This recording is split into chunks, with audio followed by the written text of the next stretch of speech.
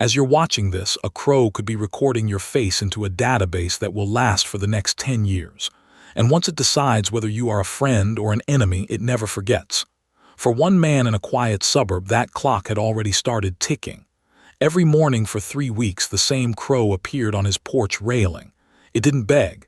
It didn't panic. It didn't fly away. It just watched him, not like a random bird, like a judge.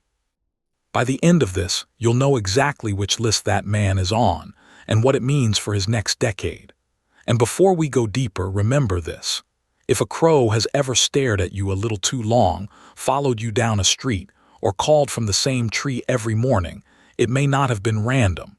So stay with me, because by the end of this video, you'll understand what that bird might have already decided about you.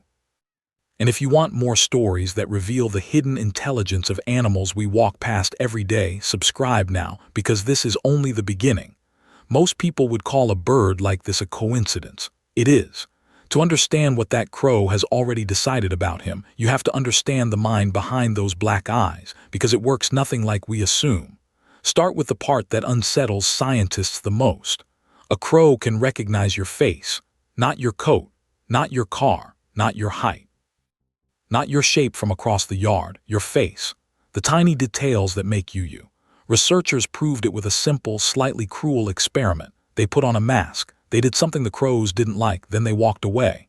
Years later, the birds still reacted to that exact mask, not to every stranger, not to every person passing by, just that face. The crows screamed. They gathered, they followed, they warned the others. One face filed away, remembered for years. But wait, it gets stranger.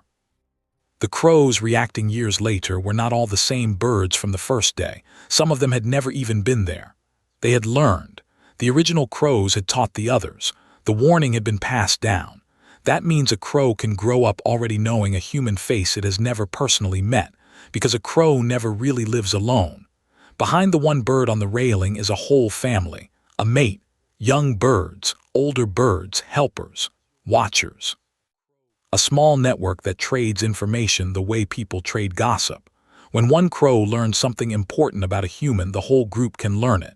And sometimes the next generation grows up already knowing it too. But this is not just intelligence for the sake of being clever. For a crow, forgetting a face is not just a lapse in memory. It can be a death sentence. In their world, there are no second chances with a predator.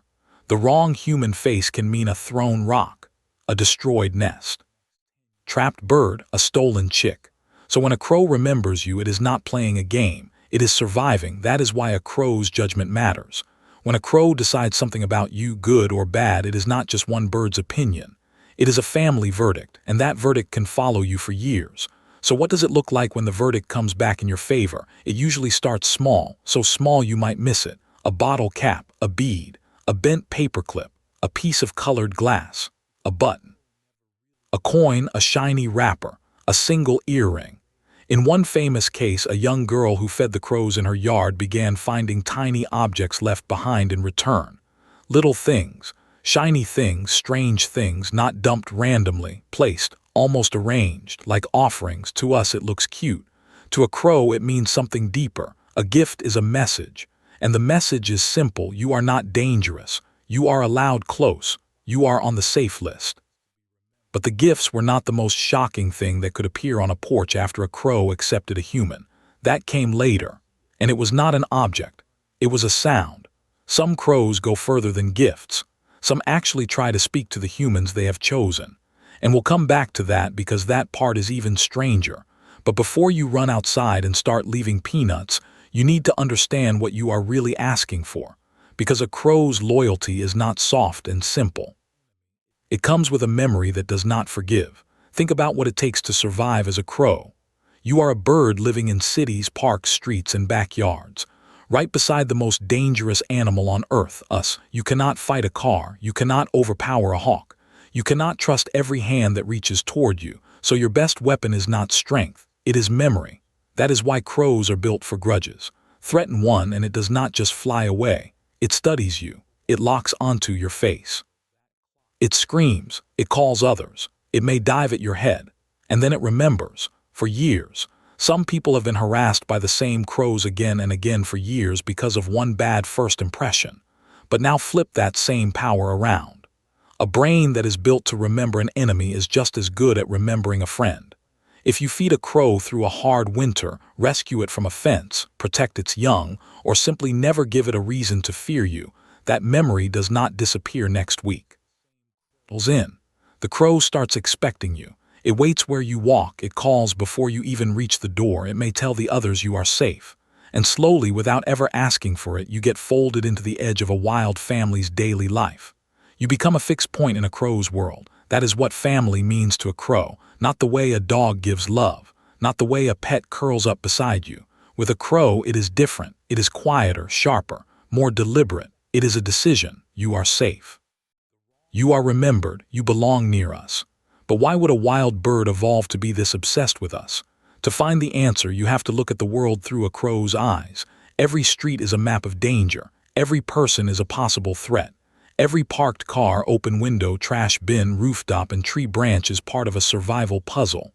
And in that puzzle, faces matter. The face that threw a rock. The face that fed them. The face that touched a baby crow. The face that walked past peacefully every day. Those moments vanish. To a crow, they become records, and those records shape what happens next. That is why the crow on the porch is not just sitting there. It is comparing, it is remembering, it is deciding. But to understand why this man's verdict was so life-altering, you have to see how crows handle the ultimate threat, death. When a crow dies, the others gather. They do not feed. They do not fight over the body. They do not simply move on. They stand around it, sometimes by the dozens. They call, they watch, they remember the place. Scientists believe these gatherings are not exactly funerals the way humans understand funerals. The crows are studying danger. They are asking survival questions. What happened here? What killed one of us? Who was nearby? They are not just mourning. They are updating the database. They are looking at the scene to see if a specific face was responsible. Because if a predator was there once, it may come back. If a human caused the death, that face needs to be remembered. And if one crow learns the danger, the others need to learn it too. But when you see it, the line between learning and grieving becomes hard to separate. Because these birds notice absence. They react to loss. They change how they move around the place where a companion died.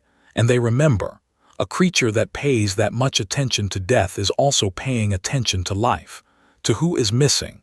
To who returns. To who belongs.